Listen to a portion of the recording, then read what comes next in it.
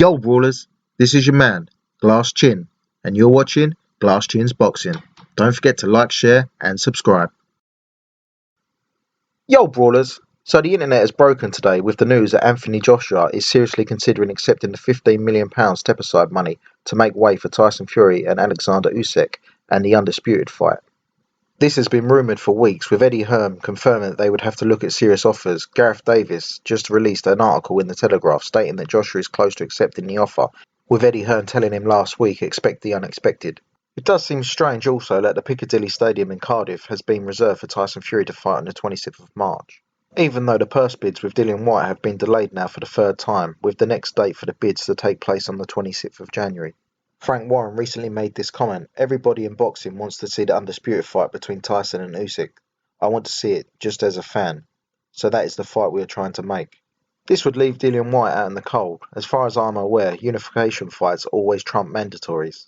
So even though other channels and newspapers are reporting that Whyte would get a £5.5 million step-aside fee along with Joshua's $15 million, I can't see that legally Fury or Usyk would have to pay Whyte anything to step aside.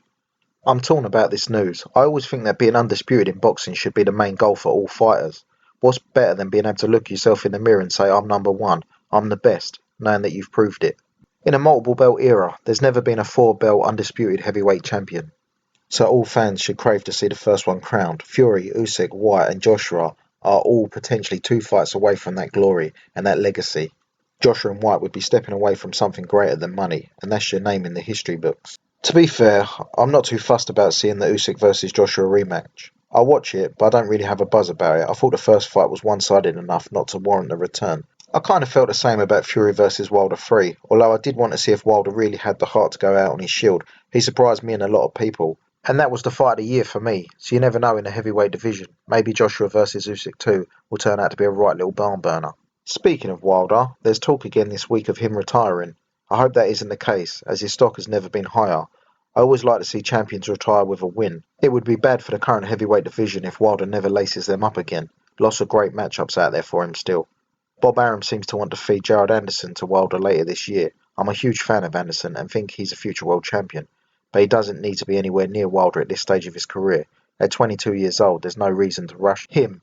Anyway, I'm getting off track, so let's get back to the Fury, Usyk, Whyte and Joshua situation. As much as I want to see the Fury vs Usyk fight, and I'm not that interested in the Usyk vs Joshua return, I would be gutted if the Fury vs Whyte fight doesn't happen in March or April this year. As a Brit and English man, it's a massive fight for me, and I guess I'm kind of biased towards domestic fights. I will think a lot less of Whyte if he did take the step-aside money, as the chance of being a world champion should be more important. Joshua to me is in a different boat, as with such a one-sided loss, I think he needs more time with whoever his new trainers will be.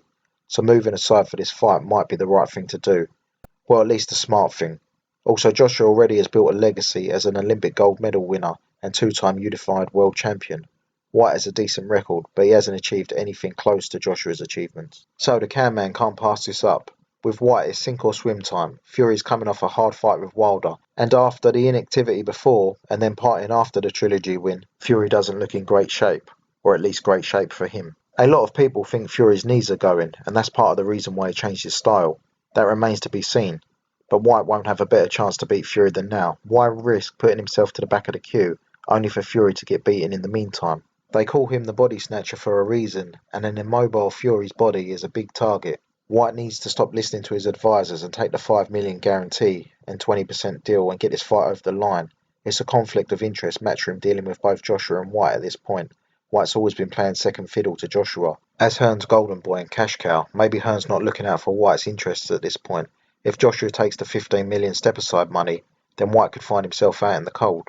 I'm hoping that it's all hearsay and rumours and pantomime. The situation with Whyte and the WBC is already blurry. Let's not muddy the waters even more.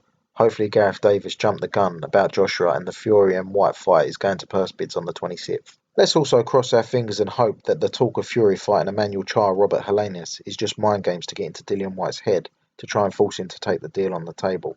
What do you think, brawlers? Do you want to see Fury vs Usyk in the undisputed fight? Or would you like to see Fury honour his mandatory obligations and take on Dillian the body snatcher Whyte? Drop a comment and let me know your thoughts. As always, don't forget to like, share and subscribe, and I'll see you on the next video.